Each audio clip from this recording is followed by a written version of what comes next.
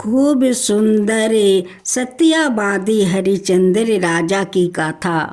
राम का नाम तो तुमने सुना होगा। उनके जैसे भी बहुत पहले अयोध्या में एक राजा हरिश्चंद्र राज करते थे। वो हमेशा सत्य बोलते और मुंह से जो कुछ कहते उसे पूरा करते थे। एक बार उनके दरबार में एक ब्राह्मण आया। उसका नाम विश्वामित्र था। उसने राजा से कहा, ब्राह्मण को दान दो। राजा ने कहा, महाराज जो आप आज्ञा करे वो आपको दूंगा। विश्वामित्र ने कहा, जो मैं कहूँ वो देंगे, क्या तू सच कहता है? राजा ने कहा, मैं झूठ नहीं बोलता, जो कहता हूँ उसे पूरा करता हूँ। विश्वामित्र बोले, तो तू अपना राज्य मुझे दे दो और अपनी पत्नी और पुत्र को लेकर इसी समय राज्य से बाहर चला जा। और हाँ, अब से 1 माह के अंदर मुझे 1000 सोने के सिक्का और देना। राजा हरिश्चंद्र सिंहासन से उठकर महल में अपनी रानी सैबिया और पुत्र सहिता बस के पास गया और राज्य को छोड़कर चलने के लिए कहा। वो तीनों उसी समय सारे सुख छोड़कर लंगे पैर जंगल की ओर चल दिया। रोहिता वैस की आहू 5 से 6 साल का थी। राजा उसका हाथ पकड़ कर पैदल उसे अपने साथ लेकर चलने लगे। अयोध्या के रहने वालों ने जब राजा को इस तरह जाते हुए देखा तो उन्हें बहुत दुख हुआ, पर वो कर ही क्या सकते थे। वो जानते थे कि राजा हरिश्चंद्र अपनी कही हुई बातें से पीछे हटने वाला नहीं है। उस समय अयोध्या का आसपास चारों ओर दूर दूर तक घने जंगल थे। वो उन्हें जंगलों में भटकते हुए और अनेक मुसीबतों का सामना करते हुए कई दिनों के बाद एक दूसरे राज्य के काशी नाम का नगर में पहुंच गया। यह नगर गंगा का किनारे पर बसा हुआ था। उसमें बड़े धनवान लोग रहते थे। हरिश्चंद्र किसी से कुछ मांगते नहीं थे। उनकी गरीबी पर दया करके यदि कोई उन्हें कुछ खाने को देते हैं, उसने उसी को खा पीकर सड़क के किनारे जमीन पर सोकर रात बिताते हैं। उनके मन में दिन रात यही चिंता रहती थी कि ब्राह्मण विश्वामित्र को अभी 1000 सोने के सिक्का और देना है। इस प्रकार दिन पर दिन बीतते गए। 1 महीने का समय होने को आया। तभी एक दिन सड़क पर घूमते हुए उन्हें अचानक ब्राह्मण विश्वामित्र मिल गया। उन्होंने हरिश्चंद्र को देखते ही कहा, लाओ मेरे 1000 सोने का सिक्का। हरिश्चंद्र पहले तो संकोच किया, फिर कुछ सोचकर विश्वामित्र से बोले, आप यही ठहरे, मैं सूरज डूबने से पहले आकर आपको 1000 सोने का सिक्का दे दूंगा। विश्वामित्र यह सोचा और मन ही मन हंसने लगे कि आखिर भाला यह कहाँ से लाकर देगा, पर इसका सत्य की परीक्षा तो करनी चाहिए। उन्होंने हरिश्चंद्र से ठीक सूर्यास्त का समय उसी स्थान पर फिर मिलने को कहा और वहाँ से चला गया। हरिचंद्र सैबिया और रोहित वैश्य को लेकर काशी के एक बड़े बाजार में पहुँचे और एक किनारे खड़े होकर सैबिया की और इशारा करते हुए जोर जोर से चिल्लाने लगे, एक दासी बेचता हूँ, जिसे चाहिए ले ले। कई बड़े धनवान सेठ आकर दासी को देखते हैं और कीमत लगाने लगते हैं। आखिर एक सेठ अपनी पत्नी की सेवा करने के लिए सैबिया को 1000 सोने के सिक्कों के बदले लेने को तैयार हो गया। उसने हरिचंद्र को सिक्का दे दिया और सैबिया को साथ लेकर अपने घर की ओर जाने लगा।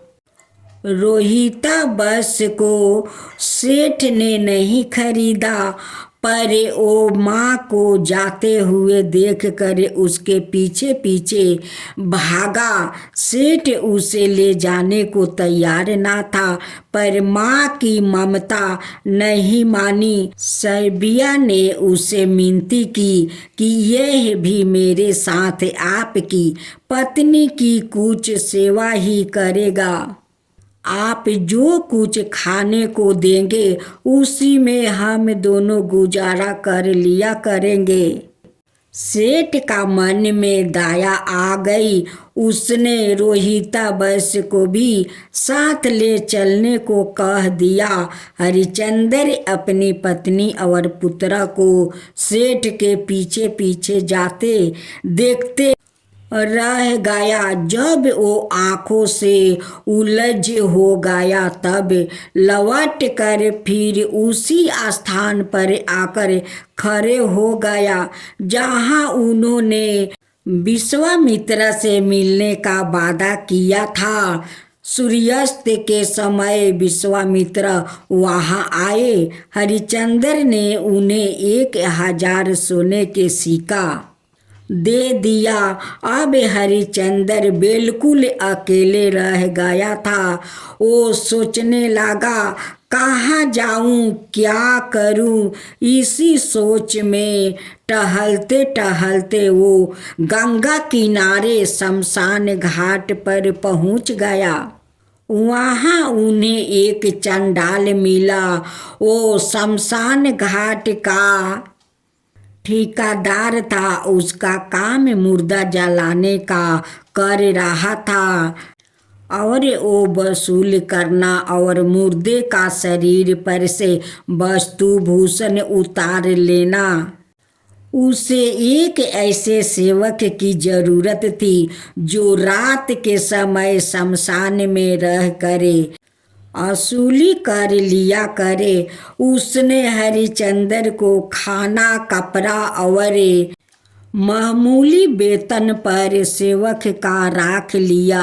वो रात को शमशान में चौकीदारी करते और दिन में चंडाल के घर पर जाकर पड़े रहते थे। इस प्रकार बहुत दिन बीत गया। एक दिन रात के समय जब हरिचंद्र शमशान घाट पर चौकीदारी कर रहे थे तब एक अकेली गरीब औरत एक छोटे से बच्चे का लाश लेकर वहां आई। हरिचंद्र ने उसे दूर से ही देखकर कहा, ठहरो, तुम वसूली देकर ही इस लाश को यहाँ जलाने के लिए ला सकती हो। वो लंगे बदन, घुटनों तक ऊंची धोती पहने, हाथ में लाठी लिए स्त्री के पास तक आया। स्त्री ने आँखों में आंसू भरते हुए सिसक सिसक को रोते हुए कहा, मेरे पास तो कर्ज देने के लिए कुछ भी नहीं है, तो लाश को दूर ले जाकर गंगा में फेंक दो। स्त्री ने सिर उठाकर आंसू भरी आंखों से उसे कठोर चंडाल की ओर देखा। हरिश्चंद्र ने उसे पहचान लिया। वो उनकी पत्नी सबिया और उनका ही पुत्र रोहिता बस है। उनकी आंखों से टप टप आंसू गिरने लगे। तब तक सबिया ने भी उन्हें पहचान लिया।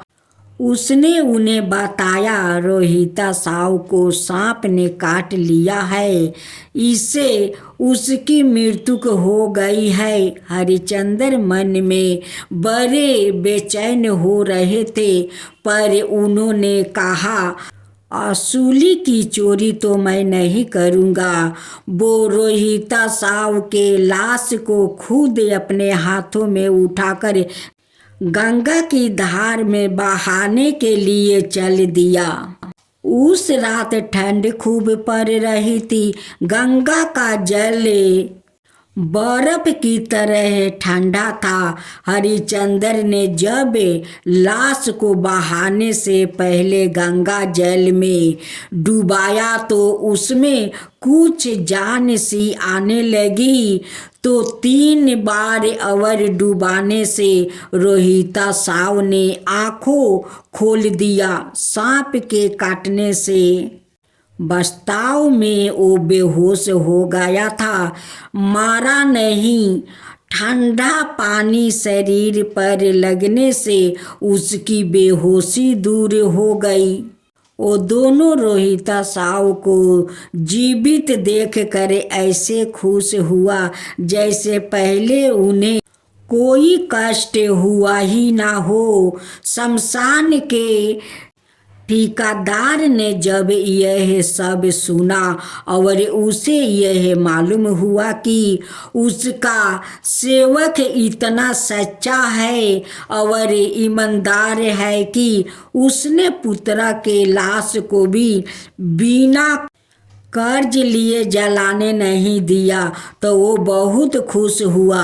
उसने 1000 सोने के सिक्कों के साथ साथ सबिया भी हरिश्चंद्र को लौटा दिया और इन्हें सब परिवार अपने घर पर रहने को स्थान दे दिया। शमशान ऐसी जगह होती है जहाँ राजा और रंग के सभी को कभी ना कभी आना ही पड़ता है। कुछ दिनों के बाद एक दिन काशी के राजा भी किसी लाश के साथ शमशान घाट पर आए। वो अयोध्या के राजा हरिश्चंद्र को जानते थे। उन्होंने हरिश्चंद्र को सेवक के भेष में भी पहचान लिया। राजा ने हरिश्चंद्र से विनती की कि वो राजमहल में उनके साथ रहने, लेकिन हरिश्चंद्र तैयार नहीं हुए। आखिर काशी के राजा ने शमशान घाट के पास ही उनके लिए एक भवन का निर्माण करवाया और वो अपनी पत्नी और पुत्रा के साथ उसमें रहने लगे। खूब सुंदर बाघ और खरगोश की कथा। एक जंगल में एक खरगोश रहता था। वो बड़ा बलवान था। जंगल के सभी जानवर उससे डरते थे, क्योंकि वो यही चलते फिरते जानवरों को मार डाला करता था। एक बार जंगल के सब जानवरों आपस में सलाह की। सब मिलकर शेर के पास गया। शेर आराम कर रहा था। जब सब जानवरों को उसने अपनी ओर आते हुए देखा, तब वो अपनी मंद में बैठे घूरने लगा। शेर को गुस्से में देखकर जानवरों घबराए। लोमड़ी ने सब देखा कि सब जानवर डर के मारे कुछ बोल नहीं पा रहे हैं। तब सवाए हाथ जोड़कर शेर से बोली, महाराज आप जंगल के राजा है, हम सब आपकी प्रजा है। प्रजा का यह है धर्म है कि वो राजा की सेवा करे। यही सोच कर हम सब आपसे एक प्रार्थना करने आए हैं। शेर ने गुर्रा कर कहा, बोलो क्या चाहते हो? लोमड़ी बोली, महाराज आपको शिकार करने में प्रतिदिन बड़ा कष्ट होता है, फिर शिकार कभी कभी ढंग का नहीं होता है। हम सब ने सलाह की है कि हम में से एक जानवर रोज आपकी सेवा में बरी बरी से आता रहेगा। शिकार करने का आपको कोई कष्ट नहीं उठाना होगा। शेर ने सोचा, इसमें मुझे क्या नुकसान है, बिना मेहनत के घर बैठे भोजन मिलेगा। शेर बोला, मुझे तुम्हारी शर्त मंजूर है, पर यह ध्यान रखना कि जानवर मेरे पास प्रतिदिन आना चाहिए। अगर किसी दिन भोजन में देर हो गई तो फिर मैं तुम सबको मार डालूंगा। फिर सब जानवर मिलकर बोले, हाँ हाँ महाराज, हमें मंजूर है। फिर शेर ने गुस्से में कहा, अच्छा तुम जाओ, मैंने तुम्हारी प्रार्थना स्वीकार कर लिया है। सब जानवर खुशी खुशी अपने अपने घर लौट आए। रोज अपने में से किसी एक को शेर के पास भेजने लगे। हिरन, भैंसा, गाय, घोड़ा, सुअर, गीदड़ आदि सभी अपनी अपनी बारी से एक एक करके शेर के पास जाने लगे। एक दिन इसी तरह एक खरगोश की बारी आई। खरगोश बड़ा नटखट था। वो शेरों को हैरान करना चाहता था। वो एक कुएं के पास आकर बैठ गया। खरगोश ने कुएं में से झांका। थोड़ी देर बाद उसे एक तरकीब सूझी। वो धीरे धीरे शेर के पास पहुंचा। शेर गुस्से में बैठा था। खरगोश काफी देर बाद पहुंचा। शेर बोला, क्यों रे छोटे से खरगोश, आज तू इतनी देर से क्यों आया है? क्या तुझे मेरा डर नहीं है? खरगोश बोला, महाराज आप राजा है, जो दंड चाहे मुझे दे दे, परंतु एक प्रार्थना है, वो आप सुन ले। शेर गरज कर बोला, बोलो क्या करना चाहता है? खरगोश ने कहा, महाराज मैं घर से तो आपके पास ठीक समय से चला था, परंतु रास्ते में एक शेर मिल गया। उसने मुझे रोक लिया। वो बोला, आज से मैं इस जंगल का राजा हूँ, तुम सब जानवर मेरे अधीन हो। मैंने आपका नाम लिया तो वो गरज कर बोला, अरे वो तो गीदड़ है, मेरा बराबर कहाँ है? मेरी और उसकी क्या बराबरी है? शेर भूखा तो था ही, उसे एकदम गुस्सा आ गया। लड़खड़ा कर हुंकार से बोला, अच्छा यह बात है तो चल मुझे बताओ वो कहाँ है, मैं उसे अभी ठीक करता हूँ। खरगोश ने शेर को और गुस्सा दिलाने के लिए कहा, महाराज मैं तो बड़ी मुश्किल से आपके पास बचकर आया हूँ। मैंने सोचा कहीं यह शेर इस जंगल का राजा ना हो जाए। शेर गुस्से में और गरजने लगा। खरगोश रास्ता दिखाने के लिए शेर के आगे चलने लगा। शेर को उसी कुएं पर ले गया। खरगोश बोला, महाराज अभी अभी तो वो यहाँ था, पता नहीं आपके डर से कहाँ छिप गया है। देखता हूँ कहीं इस कुएं में तो नहीं है। ऐसा कहकर खरगोश कुएं में झांकने लगा। कुछ देर कुएं में झांकने के बाद खरगोश बोला, महाराज वो शेर इस कुएं में छिप गया है, आइए आप सवाए देख ले।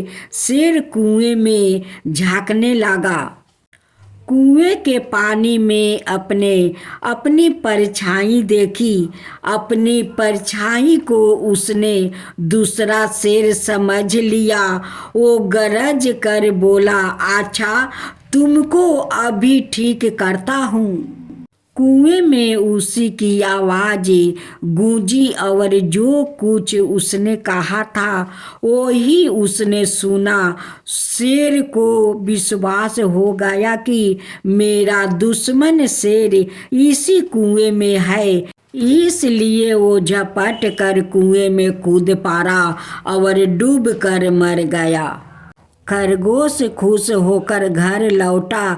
उसने सब जानवरों को बुलाकर शेर के मरने की घटना सुनाई। सब जानवर खुशी से उछल पड़े और नाचने लगे, कूदने लगे। सब ने मिलकर खरगोश को अपना राजा बना लिया।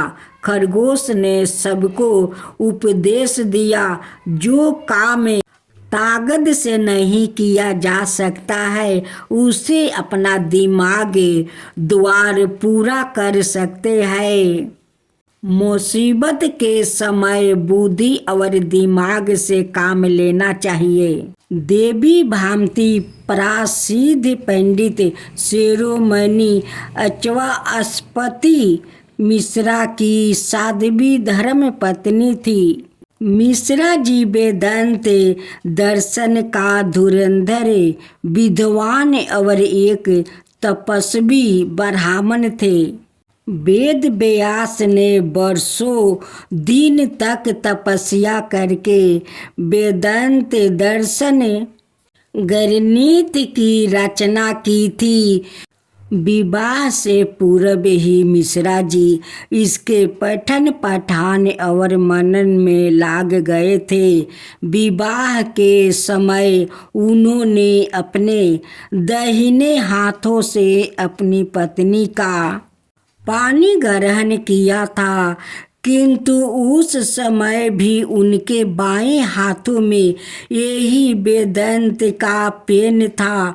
विवाह होने के पश्चात यह फिर उसके पठन पाठन और भाषा लिखने में लाग गया और इस कार्य में इतने तल्लीन हो गए कि इन्हें यह भी याद नहीं रहा कि इनका विवाह हो गया है।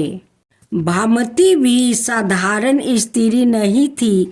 उनके हृदय में अपार पति भक्ति थी। उनका सदैव यही प्रयत्न रहता था कि उनके पति की पुनीत साधना सदाए चलती रहे। मिश्रा जी दक्षिण भारत के एक छोटे से गांव में एक छोटे से घर में रहते थे।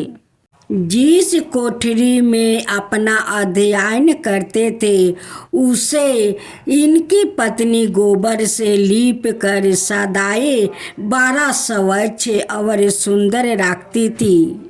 वो उसमें दीपक के लिए अंडी का तेल और बत्ती का प्रबंध करती और उनकी मिट्टी का दोआत, कलम, पेन, पुस्तक सब प्रेम से सजा कर रखा करती थी। दीपक में तेल कम होने पर उसने तेल डाल देती थी और उसका गुल झाड़ देती थी।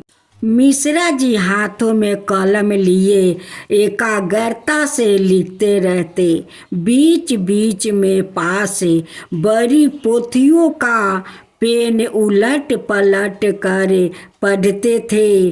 कभी कभी आंखों बंद करके गहरे विचारों में लगा जाते थे और फिर आंखों खोल कर लिखने लगते।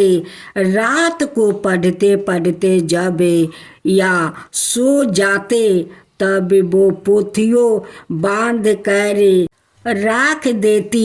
इनके सिरहाने एक तकिया लगा देती और इनके चरण दबाते दबाते वो ही इनका चरणों में सो जाती। प्रात काल पति के जागने से पहले वो उठती और धीरे धीरे चक्की से आटा पीसती। जब या जागते तब इनके शौच स्नान के लिए जल देती। इसके बाद इनकी संध्या आदि का प्रबंध करती। फिर भोजन के प्रबंध में जुट जाती। दोपहर के समय जब उन्हें अवकाश मिलता था तब वो पड़ोसी की लड़कियों को बेल फूटे निकालना आदि कला सिखा आती थी। वो लड़कियों इन्हें बदले में अपने घरों से चावल दाल गेहूं आटा जरूरी वस्तुओं लाकर देती थी। उसी से उनका निवारह होता था। इस प्रकार वो दिन रात चुपचाप अपने पति की सेवा में लगी रहती थी। ऐसे करते करते लगभग 50 बरस व्यतीत हो गया और शरीर पर वृद्धावस्था का लक्षण प्रकट होने लगे। एक दिन दीप का तेल बहुत कम हो जाने से बत्ती पर गुल आ गया और प्रकाश बहुत मंद हो गया। उसमें जब वो तेल डालकर उसे संभाल रही थी, दीपक बुझ गया। मिश्रा जी का ध्यान रुक कर अब उनकी ओर गया। वो शीघ्र दीपक जलाकर चलने लगी या आश्चर्य से पूछने लगे, देवी आप कौन है जो मेरी इतनी सेवा कर रही है? उन्होंने नम्रता से उत्तर दिया, आप अपना काम कीजिए। दीपक बुझने से जो आपका काम में विघ्न हुआ उसके लिए क्षमा कीजिए। तब मिश्रा जी आतुरता से बोले, नहीं आप परिचय दीजिए। जब तक आप परिचय नहीं देगी मैं पात्रा हाथ में नहीं लूँगा। तब उन्हें कहना पड़ा, स्वामी मैं आपकी विवाहिता पत्नी हूँ। तब इन्हें ध्यान आया कि लगभग 50 बरस पहले उनका विवाह अवश्य हुआ था। मिश्रा जी बोले, यह बात तुमने पहले मुझे क्यों नहीं बताई? उन्होंने कहा, स्वामी मुझे इसी में बड़ा सुख मिलता था कि आपका काम बिना विघ्न के चल रहा है। आप अपने काम में लगे रहते थे, मैं अपनी काम में लगी रहती थी। यह मेरा बड़ा सौभाग्य है कि मैं संसार का प्रपंच में नहीं फंसी और आपका सारा जीवन भी शास्त्रों का लिखने पढ़ने में बीता। मिश्रा जी बोले, मैंने अपनी जीवन संगिनी को भूल कर और इतने वर्षों तक की उसकी सेवा पर ध्यान ना देकर बड़ा पाप किया है। प्राणेश्वरी मुझे क्षमा करो। यह कहकर या भामिती के चरणों में गिरने लगे। भामिती ने इन्हें उठाते हुए नम्रता से कहा, पतिदेव, यह क्या कर रहे हैं? मैंने तो अपने जीवन में आपकी सेवा के अतिरिक्त और कुछ कभी चाहा नहीं है। आपने मुझे अपनी सेवा का जो सुख अवसर दिया है, यही आपका मेरे ऊपर सबसे बड़ा उपकार है। मिश्रा जी ने कहा, मेरे इस ब्रह्मा सूत्र के भाषा का नाम तुम्हारे ही नाम पर भामिति होगा, जिससे तुम्हारा नाम और तुम्हारा अपूर्वम त्याग सादा संसार में अमर रहेगा। मुझे इस गणित की एक एक पंजिका में और एक एक अक्षरों में तुम्हारा जीवन का सीख रहेगा। तुम ही ब्रह्मा सूत्र का मूर्तिमान अर्थ हो। आज भी वेदांत दर्शन ब्रह्मा सूत्र का वह भाषा अपूर्व समझ जाता है और इसका पंडितों में बहुत अधिक मान है। हम गर्व के साथ कह सकते हैं कि भामिति जैसी साध्वी, त्याग मूर्ति और पति परायण भारतीय नारायण जो आदर्श उपस्थित किया है, वो संसार में अद्वितीय है। एक बांदर का और कारीगरों का खूब सुंदर कथा। एक वन में बहुत सा बांदर रहा करते थे। इन बांदरों में से एक बांदर बड़ा नटखट था। वो सारे दिन वन में तरह तरह के उत्पात मचाया किया करता था। पंछियों का घोंसला उजाड़ देता तो कभी वृक्षों को हिलाकर उनके फल गिरा देता और चलते हुए मुसाफिरों का तंग करता। यह उसके रोज का आदत था। नटखट बांदर के कारण सभी परेशान थे।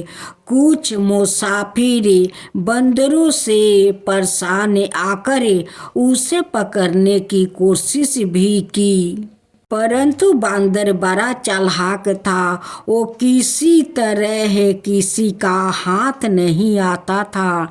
आसपास जितने भी पंछी रहते थे वो यही सोचते रहते कि बांदर को किस तरह यहाँ से भगाया जाए, किंतु उनकी कोई तरकीब काम नहीं आ रही थी। एक बार एक सेठ ने उस वन में एक सुंदर सा मंदिर बनाना शुरू किया। मंदिर बनाने के लिए बाहर से सैकड़ों कारीगर उस वन में आकर रहने लगे। कारीगरों में कुछ बढ़ई भी थे। वो मंदिरों के सुंदर केवाड़ बनाने आए थे।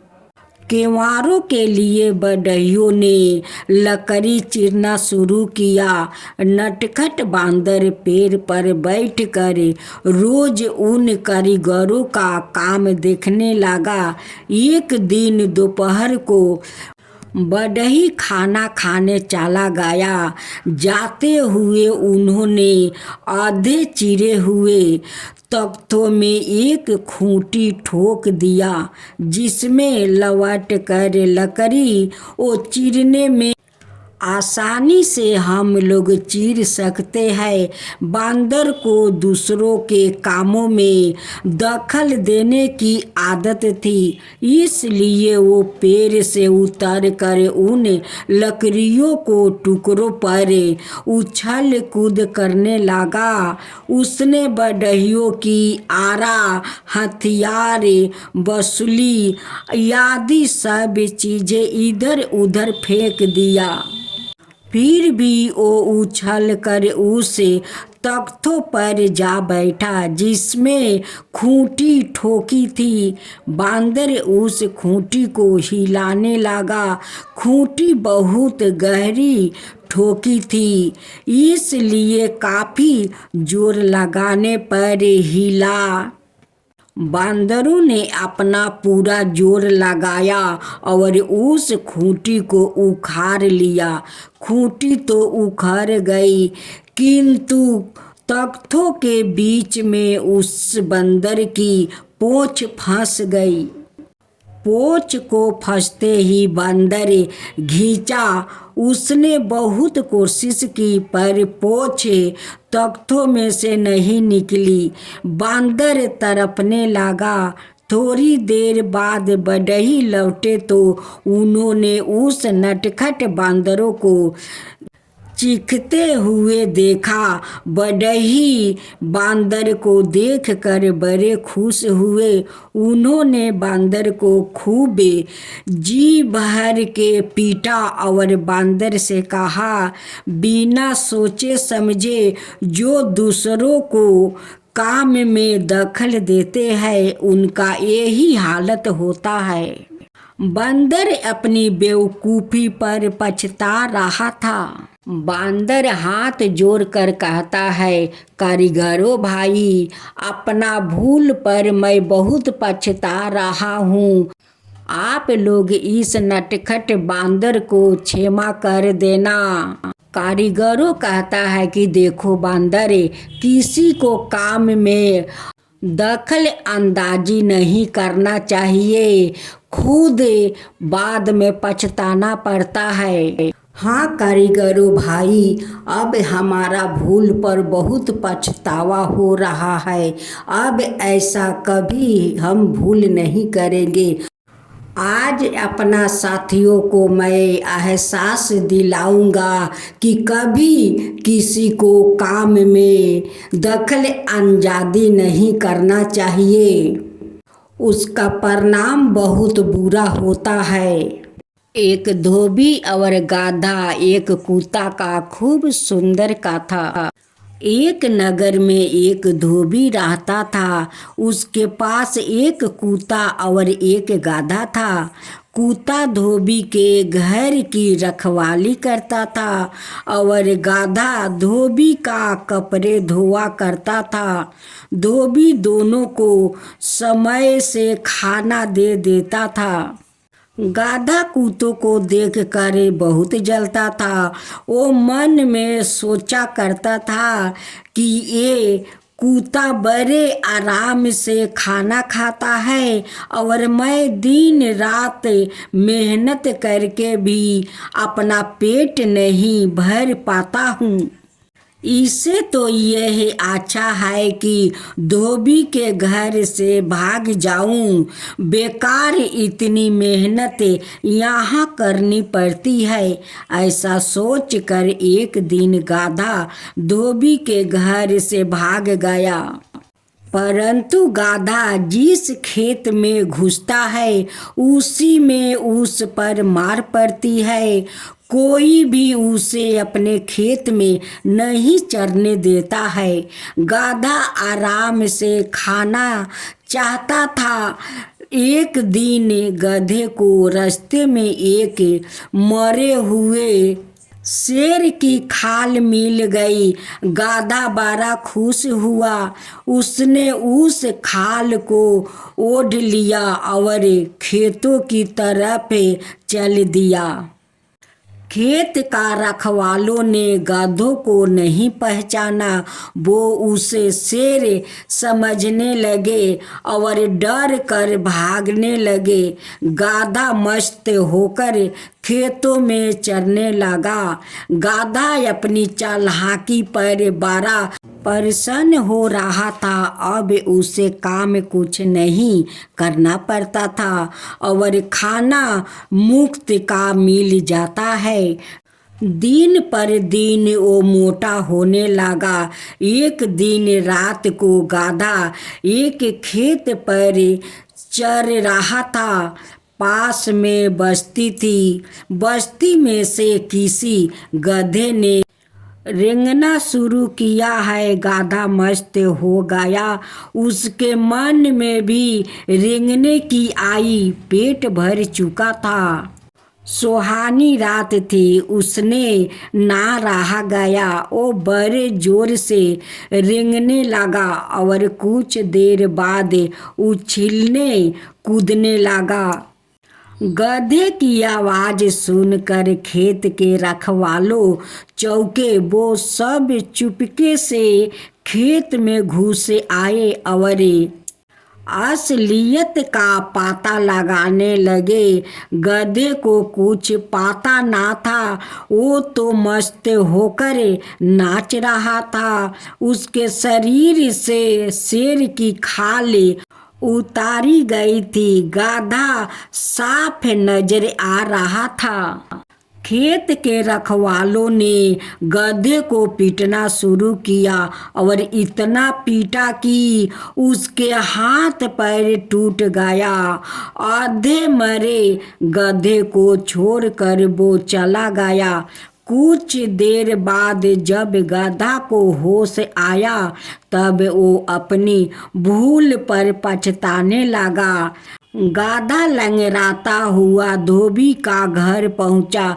धोबी का कुत्ता बाहर बैठा था। गधे को देखकर पूछा, कहो भाई, यह हालत तुम्हारी कैसे हो गई है? गधा ने सारा हाल सुना दिया। कुत्ता बोला, शेर की खाल। शेर का खाल पहनने से ही कोई शेर नहीं बन सकता है। शेर बनने के लिए हिम्मत, बहादुरी और उसका साहस बल होना चाहिए।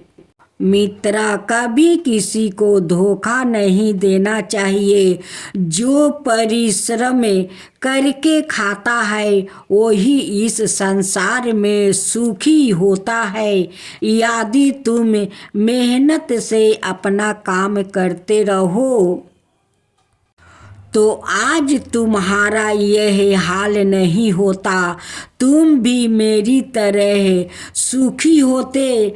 गधे ने कहा, हाँ भाई, अब मैं यह समझ गया हूँ। आज से मैं मेहनत करके ही खाऊंगा।